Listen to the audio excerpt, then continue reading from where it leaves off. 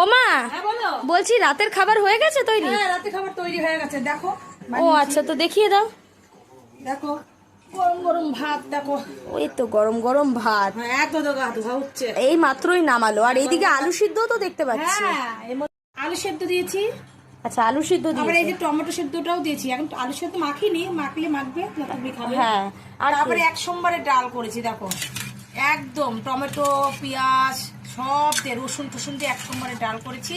একদম দেখতে তো হ্যাঁ, দারুণ একদম লাগছে। গাঢ় গাঢ়, দেখেছো? হ্যাঁ, আর কি আছে? আর আছে, আরেকটা আছে। ও আচ্ছা, হ্যাঁ, তো আর কি আছে? তারপর আছে দেখো সজনা ডাঁটা আলুর তরকারি করছে। সজনা ডাঁটা গরমকালে আমাদের এই জিনিসটা হবেই, সজনা ডাঁটা তো হবেই। হ্যাঁ, সজনে ডাঁটা সিজনে যদি সজনে ডাঁটা না খাই তাহলে কি আর খেলাম। টক ডাল এইসব তো চলবেই আমাদের, কারণ ও মা, বলছি রাত্রিবেলার খাওয়া দাওয়া তো জমে গেছে একদম। একদম জমে যাবে। তা ঠিক আছে বন্ধুরা, আমাদের ভিডিও আপনাদের কেমন লাগে অবশ্যই কিন্তু জানাতে ভুলবেন না। যেটুকুই, টাটা। টাটা।